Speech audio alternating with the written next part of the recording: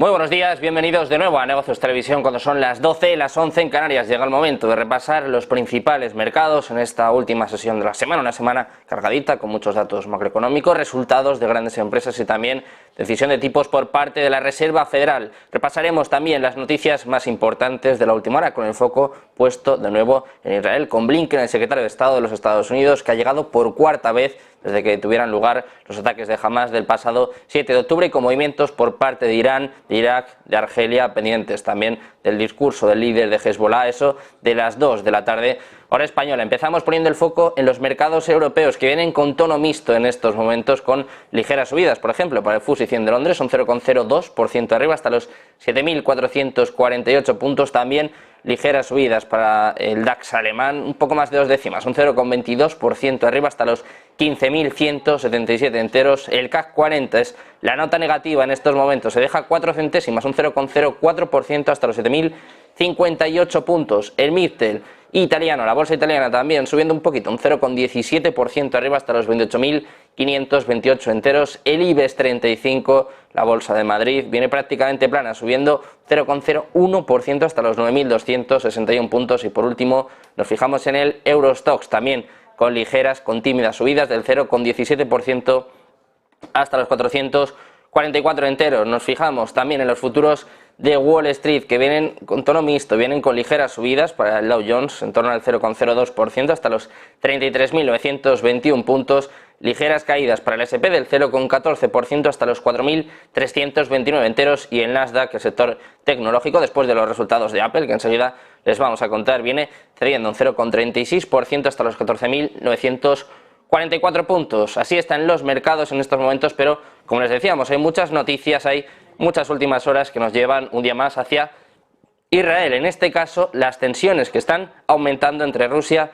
e Israel desde que estalló la guerra contra Hamas y otros grupos terroristas proxy iraníes el mes pasado. Israel ha dejado de avisar a Rusia antes de cada ataque aéreo que está llevando a cabo en Siria, empeorando de esta forma las relaciones bilaterales con Moscú, según informa la agencia Bloomberg. De hecho, Israel ha atacado múltiples sitios relacionados con el terrorismo en Siria después del lanzamiento de cohetes hacia Israel. Además, ha bombardeado pistas de aeropuertos para impedir que el grupo terrorista libanés de Hezbollah se arme. El informe dice que Jerusalén no ha advertido a Rusia antes de un ataque a principios de esta semana contra una base militar en Siria, en Daraa, o de un ataque la semana pasada contra un depósito de armas y radares de vigilancia aérea en una base siria que albergaba a agentes de Hezbollah. Seguimos con más noticias y estamos pendientes, como les decíamos, del discurso del líder de Hezbollah. En las próximas horas se va a lanzar desde los suburbios de Beirut, en la capital del Líbano, y mientras la tensión crece en la frontera con Israel, el jefe de Estado Mayor de las Fuerzas Armadas de Benjamin Netanyahu ha confirmado que su ejército está en una alerta extremadamente alta en la frontera norte con el Líbano. Ha subrayado que el país va a responder a cada evento que se vaya produciendo a lo largo del día de hoy, pero también durante la semana, tras esta primera declaración pública del líder de Hezbollah desde que comenzaron los enfrentamientos con Israel el pasado 7 de octubre. Todo esto cuando el secretario de Estado de los Estados Unidos, Antony Blinken, está reunido con el presidente, con el primer ministro israelí, con Benjamin Netanyahu, para pedir ceses puntuales de la violencia con los que permitir la entrada de ayuda humanitaria en Gaza. Seguimos con más noticias, seguimos, como les decíamos, pendientes del discurso del líder de Hezbollah. Hoy viernes, a eso de las 2 de la tarde hora española, va a tener lugar el primer discurso que debería determinar si su poderoso grupo va a implicarse plenamente en el conflicto. Además, este discurso está precedido por un estallido de violencia que tuvo lugar ayer por la noche en la frontera entre Líbano e Israel, donde se ha producido un intercambio diario de disparos entre Hezbollah, que mantiene estrechos vínculos con Irán, y el ejército israelí desde el comienzo de la guerra en Gaza. Inmediatamente después de este ataque sin precedentes de Hamas contra Israel el 7 de octubre, Hezbollah anunció su solidaridad con el pueblo palestino y además reivindicó los disparos contra posiciones militares israelíes en zonas fronterizas desde el sur del Líbano. Seguimos con más noticias, en este caso noticias algo más positivas, algo más esperanzadoras. Israel ha liberado a cientos de trabajadores palestinos que dicen haber estado retenidos en una cárcel administrada por Israel desde el ataque de Hamas el 7 de octubre. Los trabajadores son dejados en autobuses cerca de Gaza y caminan hacia el extremo sur del enclave a través del cruce fronterizo de Kerem Shalom. Los trabajadores se encuentran entre lo que los grupos de derechos israelíes creen que son miles de trabajadores abandonados en Israel desde el estallido de la guerra. Los grupos de derechos humanos dicen que a los trabajadores se les han revocado los permisos de trabajo y que se ha borrado cualquier rastro de su estatus, de sus registros, dejándoles vulnerables y en un limbo legal. Algunos de los que caminan hacia Gaza dicen que fueron retenidos en Ofer, un centro de detención administrado por Israel en Cisjordania.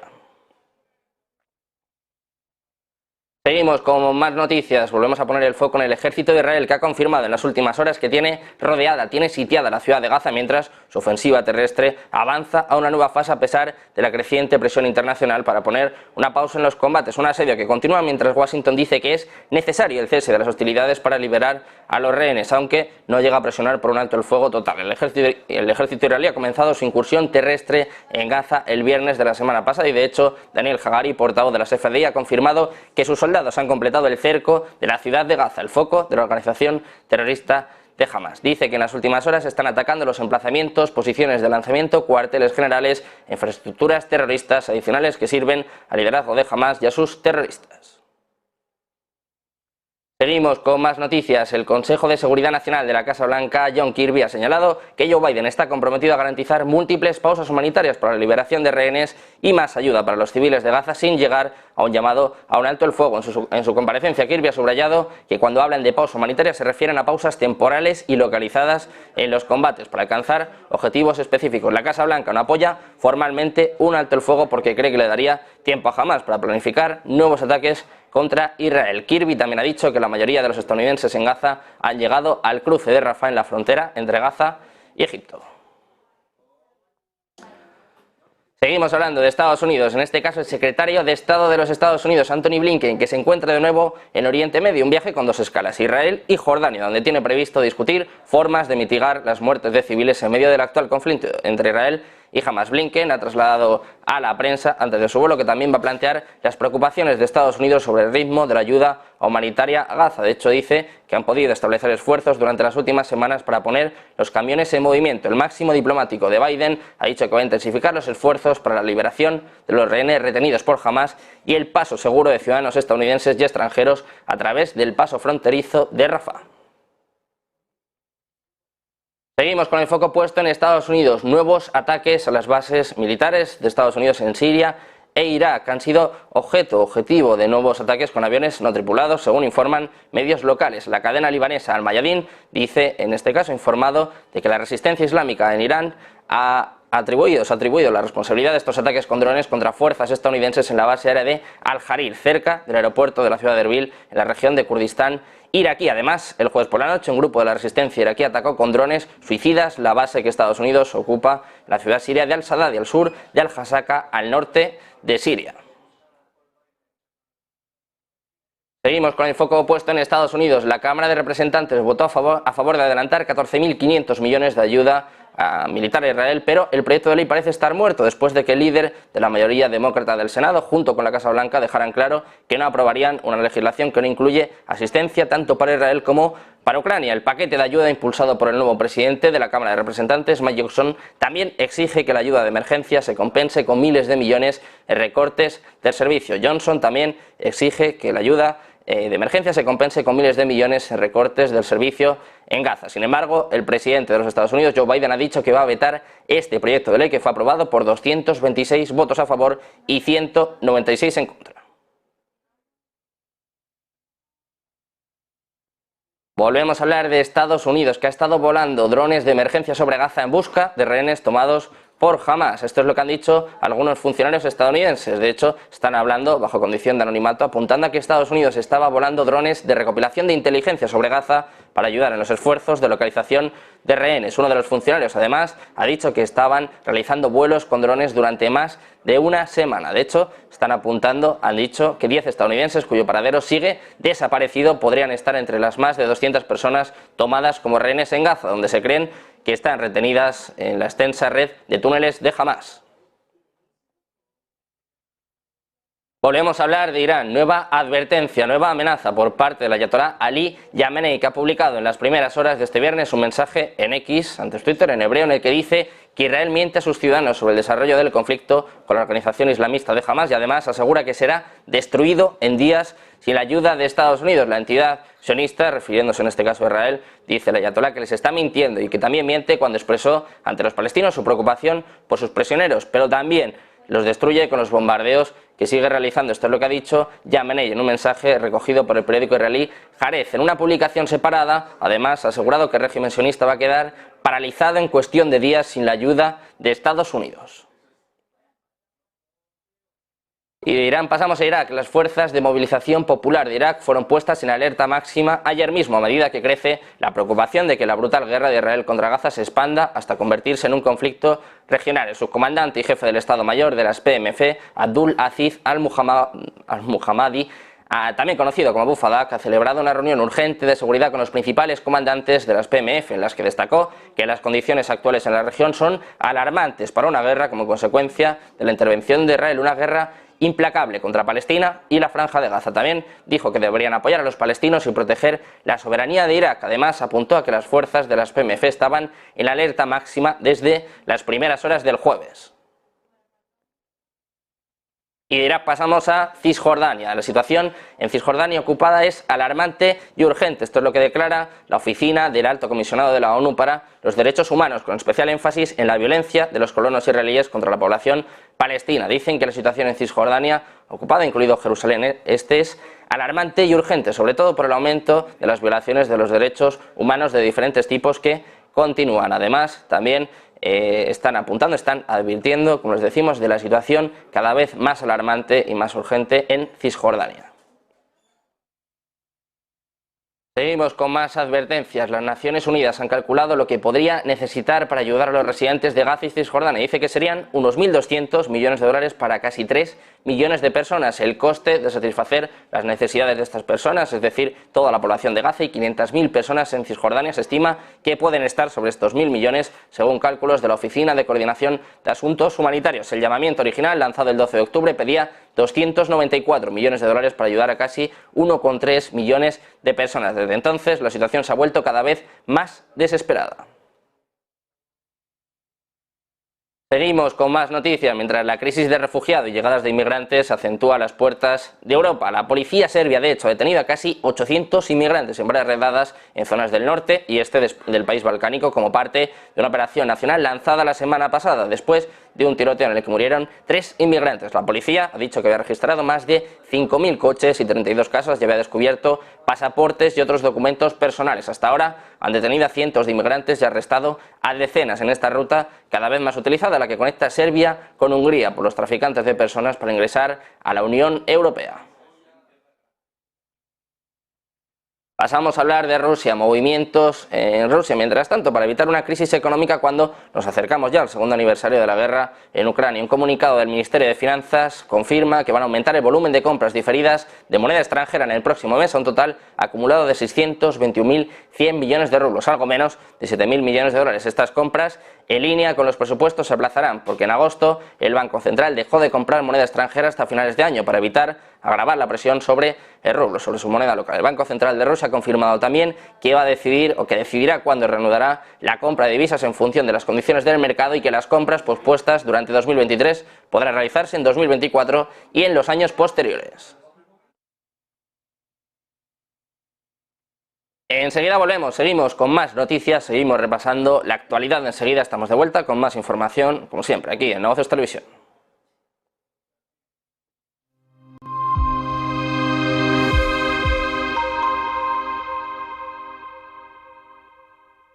La economía mundial ha seguido dando muestras de resistencia a medida que remitían las inquietudes en torno a la inflación. Esto ha infundido en los mercados la esperanza de que los bancos centrales podrían haber orquestado un aterrizaje suave. Pero creemos que el riesgo de recesión sigue siendo elevado. Teniendo esto en cuenta, estos son los 3 temas a los que estaremos atentos en este trimestre.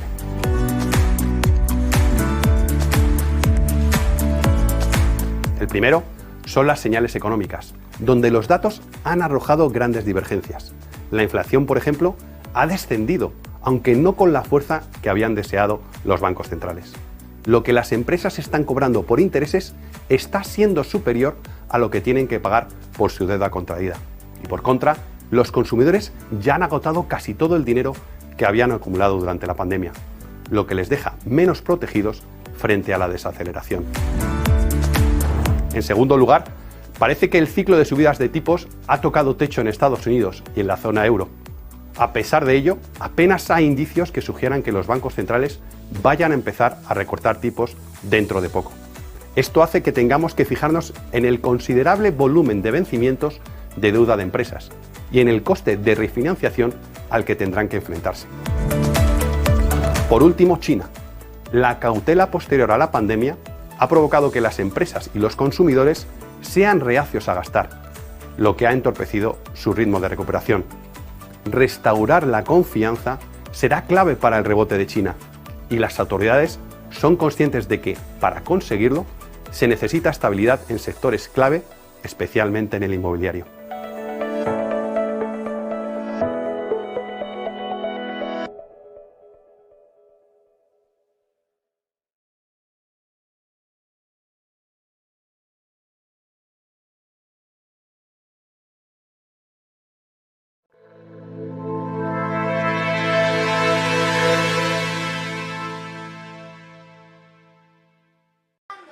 Ya estamos de vuelta en Negocios Televisión, pendientes de toda la actualidad, de todas las noticias y también de la actualidad económica. De hecho, pasamos a hablar del director ejecutivo de JP Morgan Chase, de Jamie Dimon, que cree que la Reserva Federal podría no haber terminado de subir los tipos de interés. Estas declaraciones tuvieron lugar un día después de que el organismo decidiera mantener sin cambios el precio del dinero en la horquilla comprendida entre el 5,25 y el 5,5%. Ojo, porque es el nivel más alto de los últimos 22 años. El propio Dimon apuntaba a que cree que la Reserva Federal hace bien en hacer una pausa y ver qué pasa. Además, dice que sospecha que es posible que no haya terminado. Esto es lo que ha señalado en una conferencia en Texas recogida por la revista Fortune. De hecho, la opinión de Dimon se basa en las palabras del presidente de la Fed, de Jerome Powell, que aseguró después del cónclave de este miércoles que unos meses de buenos datos son solo el principio de lo que será necesario para generar confianza en que la inflación está descendiendo de forma sostenible. También alertó de que la idea de que sería difícil volver a subir los tipos tras una o dos reuniones apunta a que esta idea no es del todo correcta. Nuevas declaraciones por parte de Jamie Dimon.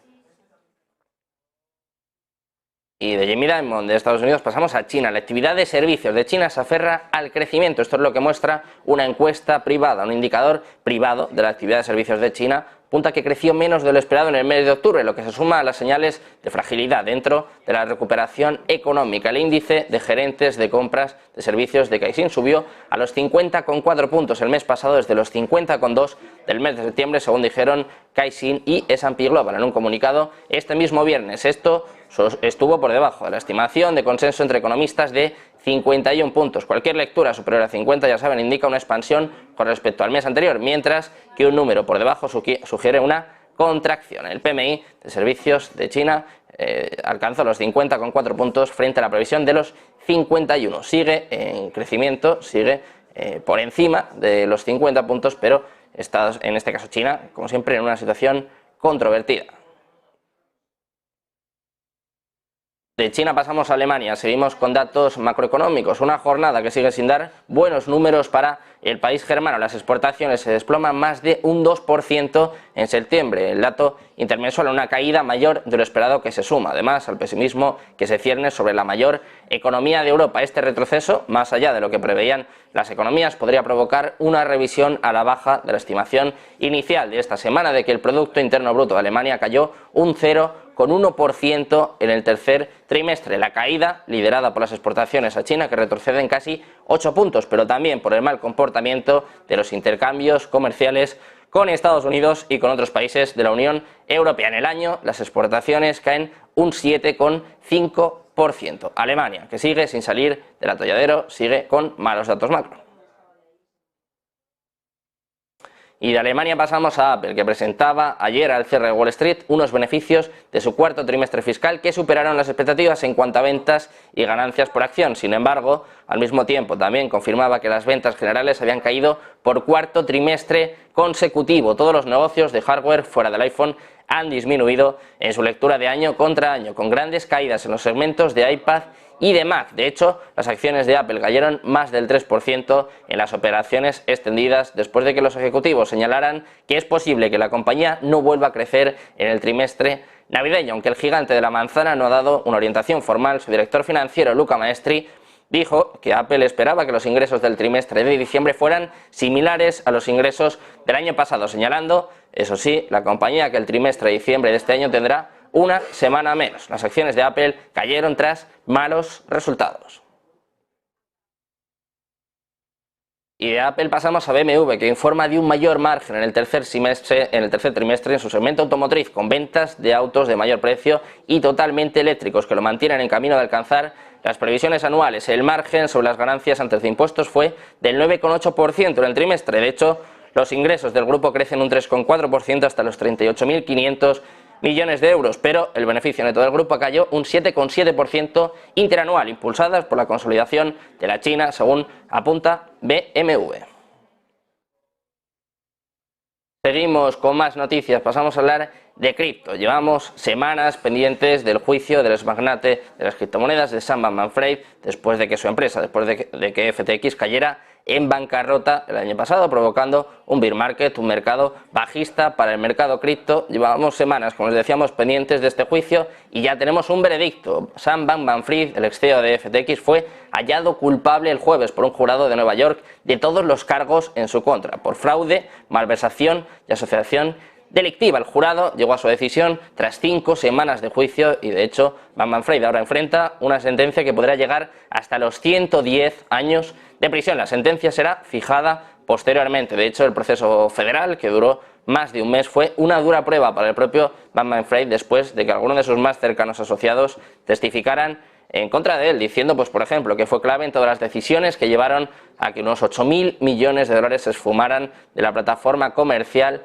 de FTX. De 31 años, SBF, Bankman-Fried, fue hasta finales del año pasado el chico maravilla de la industria de las criptomonedas, con una fortuna estimada de unos 26.000 millones de dólares, según apuntaba la revista Fortune, antes del colapso espectacular de su imperio. En sus argumentos de cierre, los fiscales retrataron a este acusado como un hombre extremadamente inteligente, consumido por la avaricia, que sabía lo que estaba haciendo cuando los fondos de FTX fueron secretamente canalizados hacia un fondo de inversiones bajo su control. Después de meses, de semanas pendientes de este juicio, de este culebrón del propio Sam Bankman-Fried, que ya saben que además tenía vínculos, cuando menos bastante directos, con demócratas en Estados Unidos, con políticos importantes, uno de los mayores estafadores, uno de los mayores criminales financieros, según apuntaba en el día de ayer el propio juez en este juicio de Sam Bankman-Fried, que por fin tiene una condena de 110 años de prisión.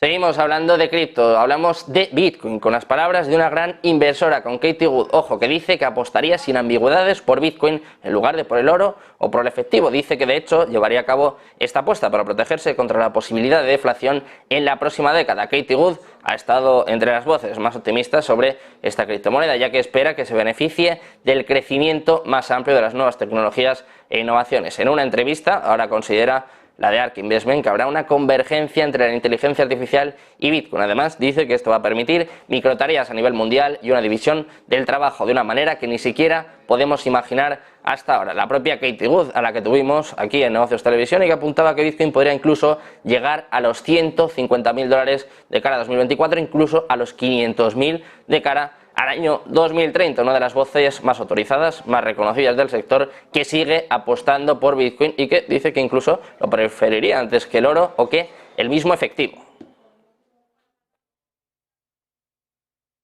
Seguimos pendientes de más noticias, de más actualidad, de más últimas horas. Quédense porque enseguida volvemos con más información, pero ahora llega el momento del análisis, llega el momento de Ponte en Acción de la mano de nuestra compañera Eva Villanueva.